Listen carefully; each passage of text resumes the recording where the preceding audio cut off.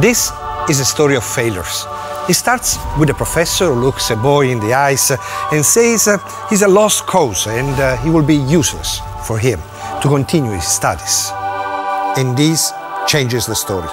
The kid's name was Thomas Alva Edison, and he had his revenge. Edison became the most famous man of technology of his time. He filed for more than 1,000 patents, many of which are the ancestors of technologies we still use today. For instance, the phonograph is the progenitor of audio players and phones.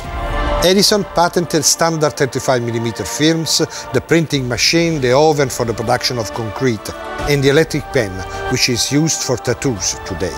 But what made him famous was the electric light bulb. Edison was the Steve Jobs of his time, but what was the secret of his success? I tried to figure it out in person.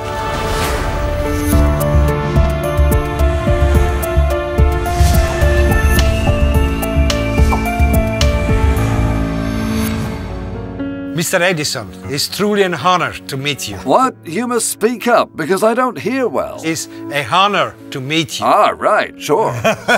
I see that you are holding your greatest invention. The light bulb, yeah. I tested 700 materials before finding the right strand, you know? I even dried a hair from my beard. Then I found it. Just burnt cotton. But how does it feel to fail so many times?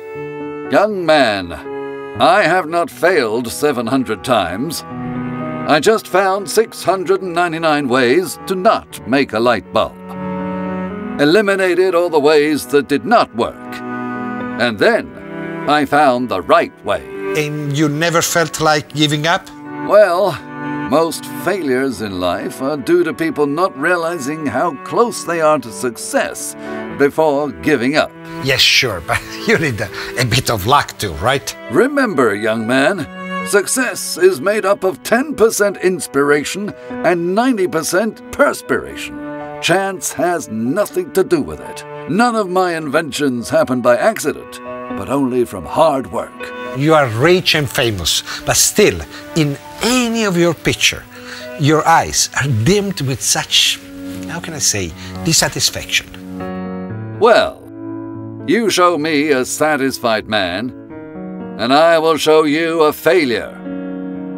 Discontent is a basic necessity of progress.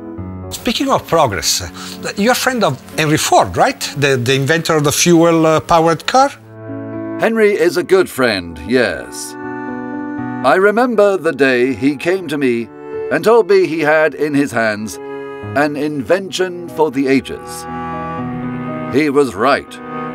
It was the internal combustion engine. And in fact, it earned him a fortune.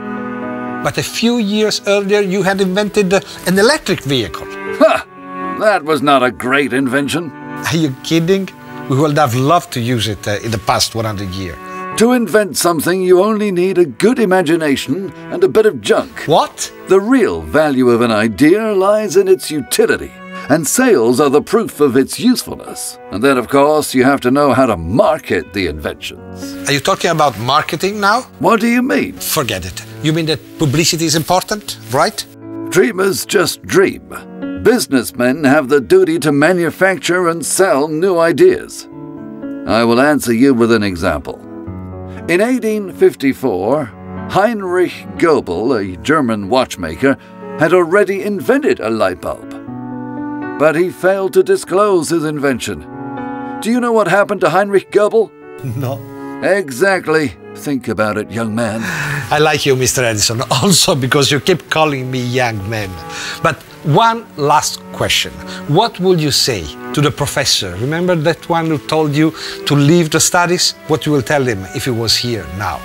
I'd thank him, I think. Mr. Edison, it was a pleasure. See you in the past. On December 31st, 1879, for the first time in history, an entire street was lit up in Menlo Park, New Jersey. Yet, the electric distribution system, as with nearly all the inventions that Edison patented, was an improvement of somebody else's idea. Was he an inventor? Many say no. But if inventions come from teamwork, then yes, he certainly was. And inventions of the modern era are a result of teamwork. Edison was the first great innovation leader in the industrial era.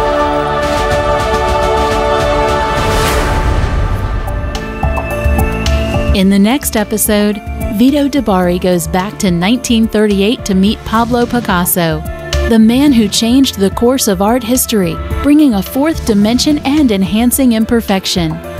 The real quotes of the artist tell us the courage it took to make this change. In a new Interview Impossible.